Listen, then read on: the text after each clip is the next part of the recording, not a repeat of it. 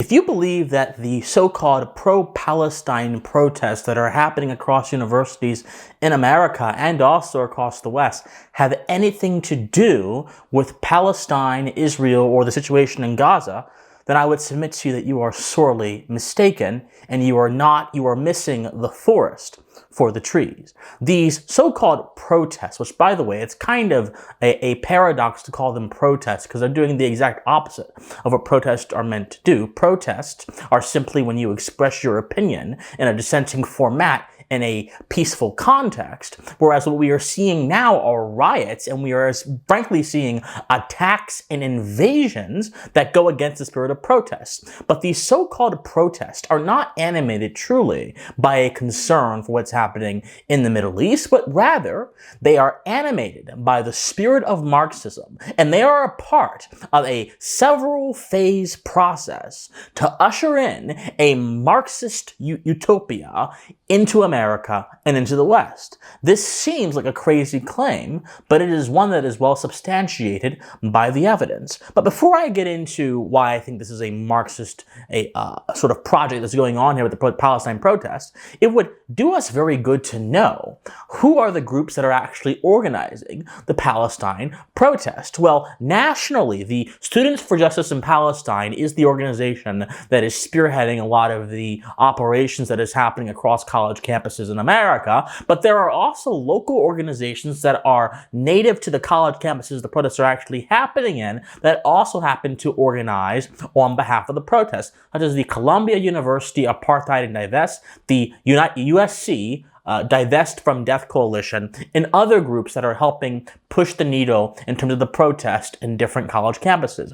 Now, if we look at the website of, for example, the Student for Justice in Palestine, we will clearly see that their agenda simply is to use Palestine as a skin suit to push what is truly a Marxist agenda. If you come here to the National Students for Justice in Palestine website, you will find a section that says our values. And under their value statement, they say, and I quote, "We believe the struggle for a free Palestine is also the struggle for Black liberation, gender and sexual freedom, and a livable and sustainable planet. All pursuits for freedom, justice, and equality are materially connected and require us to struggle against state violence, colonialism, capitalism, and imperialism in all of their forms."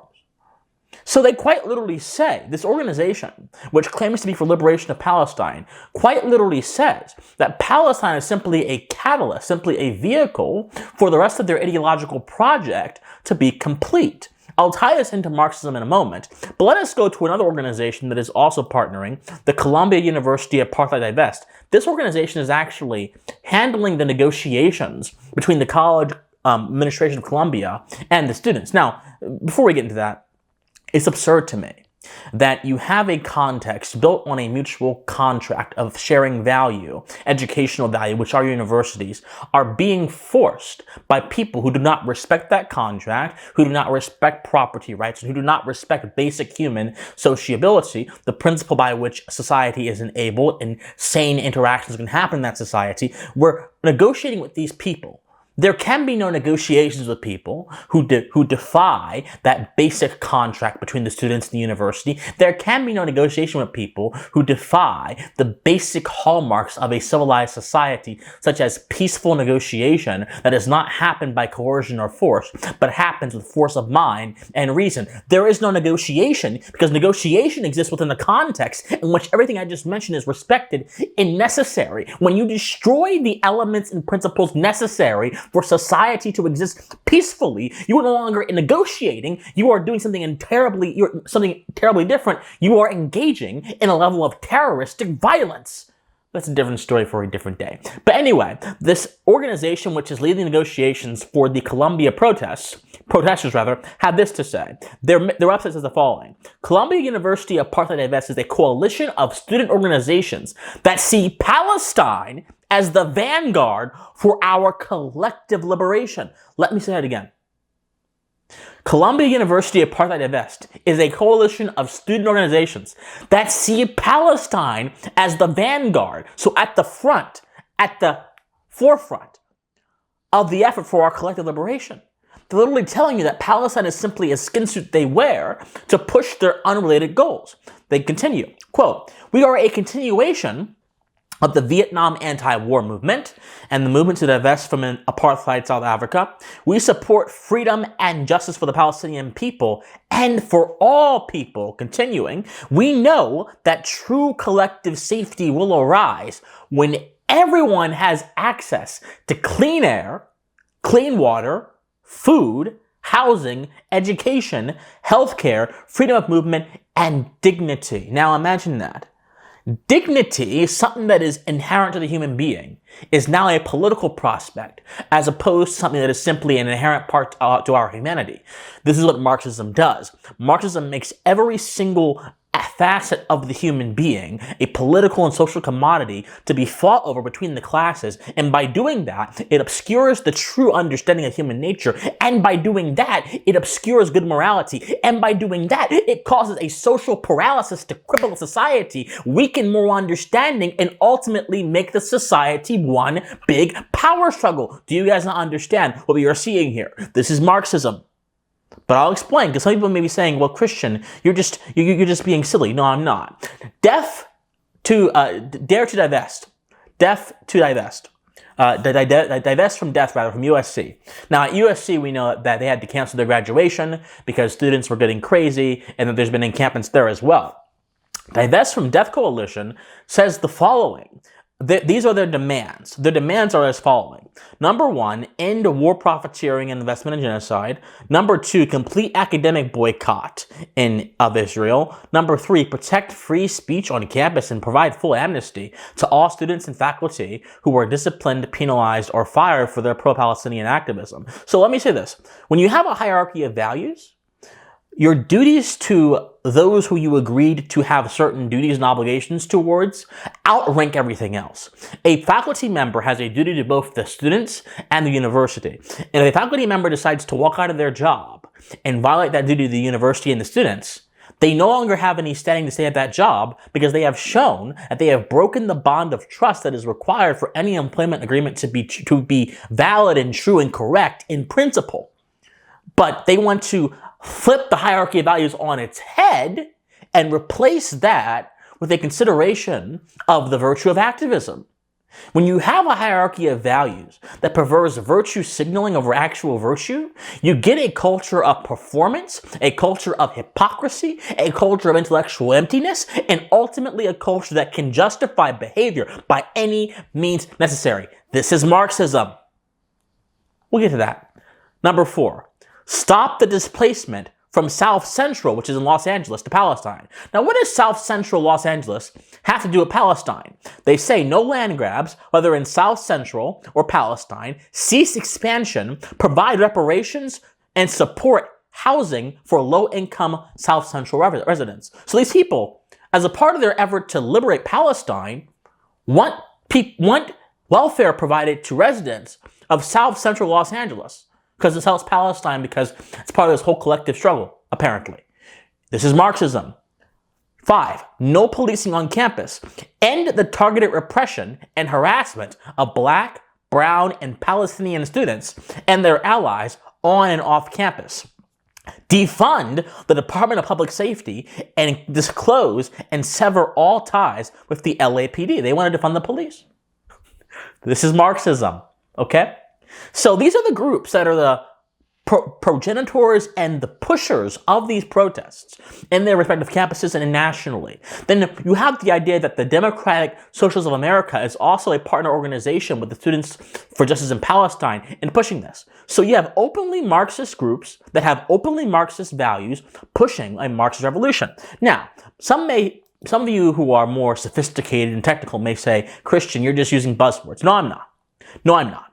Because what is happening across college campuses in America is precisely what Marx described would need to happen to transition from a capitalist society to a Marxist society, to a communistic society. Marx explains this in his work, The Critique of the Growth of Program, Gotha Program, excuse me. And he explains in this work that, and I quote, that in order to get from a capitalist society to a communist society, the following must happen. I quote Marx here. He says, between capitalist and communist society lies the period of the revolutionary transformation of the one into the other. Corresponding to this is also a political translation period in which the state can be nothing but the revolutionary dictatorship of the proletariat. Across college campuses in America, we are seeing the dictatorship of the proletariat on display. Now, a Marxist writer described what we just read as the following. The Marxist writer said the following. He said, they said, and I quote, the transition from a capitalist society, which is developing towards communism, to a communist society is impossible without a political transition period. And the state in this period can only be the revolutionary dictatorship of the proletariat. What then is the relation of this dictatorship to democracy? Because it is very clear to Marxists that you have to hijack democracy in order for this revolutionary dictatorship of the proletariat to actually succeed. And I continue to quote, we have seen that the Communist Manifesto simply places side by side the two concepts, to raise the proletariat to the position of the ruling class and to win the battle of democracy. On the basis of all that has been said above, it is possible to determine more precisely how democracy changes in the transition form from capitalism to communism. And this writer goes in to explain how democracy is guided by capitalist principles, which makes it exploitative because Marxists believe that capitalism is exploitative, and therefore the proletariat have to hijack the same democratic processes used by capitalism and use them specifically for Marxism. I'll continue to quote here. They say that in some countries, the social democrats were able to achieve far more than in other countries by utilizing legality and organized a larger proportion of the workers into a political party than anywhere else. So Marxists believe in using democracy to further their own ends. One of the norms and principles of democracy is the right to protest.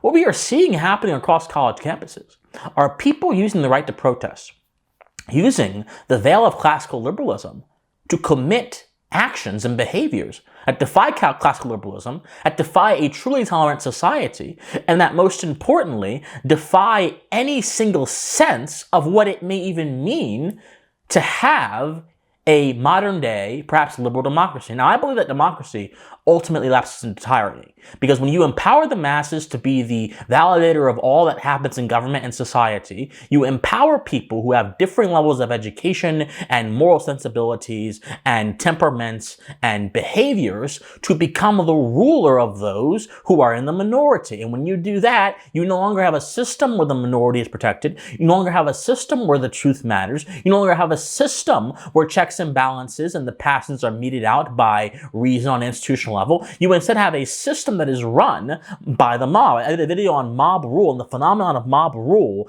the other day. You can check it out. It's going to be in the comment section in the description down below. But Marxism takes this entire idea to a different level. Marxism understands that if you're going to exist in the capitalist system, it has certain vulnerabilities you have to exploit in order to usher in a different reality. That is what is happening here. The connection between Palestine and South Central LA is not geographical. It's not even political. Those are two different places with two very differing social conditions.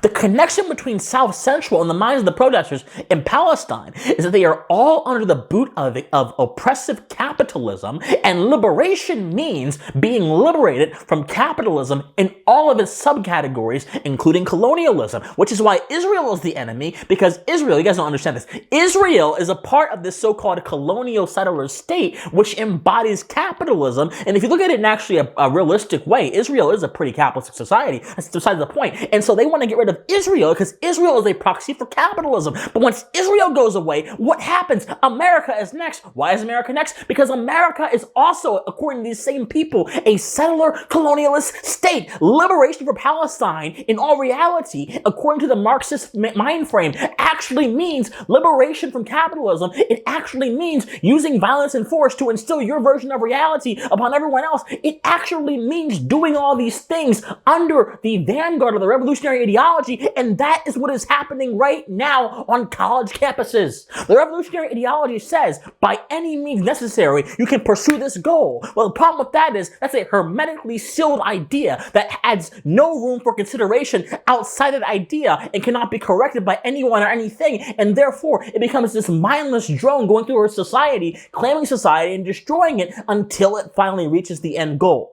In Marxism, there are two classes, the proletariat and the bourgeoisie. The bourgeoisie are the rich people, proletariat are the masses. When the masses, under this Marxist mentality, are decided to be the ultimate liberators of society from the brood of capitalism, the proletariat has to do things that may be considered bad or immoral to actually reach that end goal. And so ultimately, Marxism poses this idea of dialectical materialism where history moves in one way and the progress of the proletariat is unstoppable and the demise of the bourgeoisie is inevitable. And therefore, everything that is connected with the struggle of the proletariat against the bourgeoisie must be the subject of political and social action. These are Marxist movements. These are Marxist movements. Until we can recognize the phenomenon of skin suiting that takes place across the West, where propagandists and movements alike who hate the West, who hate America, but don't just hate America or hate the West, they wish to replace the West and replace America with an alien political force that does not conform to the understanding that our founders in America had, we have to understand that it's not them being stupid, it's not them being crazy, it's not them being spoiled. I saw James Lindsay say, stop hiring college graduates. It's not about the college graduates, James. It's not about it is about the phenomenon that they understand, and they are very skilled in understanding this, that they wish to usher in by using tactics that the proletariat are prescribed to have by hijacking the democratic classical liberal system. That's what it's about. I don't care if it's college students, I don't care if it's professors that are on the faculty that are helping them take over buildings or that are helping them do these encampments. It's all a part of the revolutionary mindset, whether they know it or not. Understand it. Study it. Live and breathe this stuff. Let the fires of knowledge germinate in your soul so you know what we're dealing with here in the West. And then reject this menace and return to reason, return to first principles, return to sound philosophy, return to natural law, return to the tradition of Americanism that distinguished the West, I would argue, and increased the power and the success of the West, because before America, you see a dark age period where invention is down, where sickness is rampant, where lifespans are short. Then America comes along with, in the next 270 years, all that changes because we led the frontier in that advancement. Progress for moral ends. Not the progress you see today that go towards the ends of achieving some mechanistic goal that discards anyone and everyone who would dare to defy it. That is what we are talking about here, people. We are not talking about the inmates running the asylum. That's a low volume take. We're talking about an attempt to destroy what we know is America. And they're doing a good job at it, by the way. I must give props to the Marxists. They're doing a damn good job about it. Because the people who are supposed to fight against this are too busy bickering about minor things. Bickering about how lost the generation is, how lost the world is. And the people that are supporting it are making policy happen. They're the ones who have negotiations with some of the most powerful universities in the entire world. They're the ones who are forcing the conversation in their direction. My friends, we need to reject Marxism, reject the taxes of Marxism, reject this idea of repressive tolerance, which is a lot of what this is, by the way, too. The idea that you can be intolerant towards those who you don't like, then tolerant towards those who you like until they get you to a certain place. We must stay pensive in all of this. Be thoughtful. And we must also understand truly where our country is going if we don't correct the course. One last thing. The paradox of tolerance. Karl Popper. This idea is that a tolerant society cannot tolerate intolerant people or else the society will be destroyed. But that therefore makes the society that's tolerant intolerant because it can't be tolerant of everybody. The paradox of tolerance is solved when we separate society into a private sphere and a public sphere, as the American founders did when they conceptualized our nation. Because when you separate those two domains, the laws that govern those domains, which are different, can operate in their full function, and there can be synergy and harmony between the two. But when one domain over-encompasses the other and becomes entrenched in the other, as government has in private life, there can be no separation. Every political movement is now a social reality. Every policy now dictates the condition of your life. American republicanism has been defeated by that mentality. And the paradox of tolerance may very well prove true unless we're able to reclaim that distinction and to push it forth back into our country's soil before it is totally eroded by the forces that now besiege it. My friends, like, share, comment, subscribe, do whatever you can. If you enjoy political commentary with a philosophical and philosophical lens, be sure to support me as well. You can donate to me if you want to. All that information is in the comment section down below. My friends, study history, study philosophy, stay morally convicted, and please stay pensive. Bye, guys.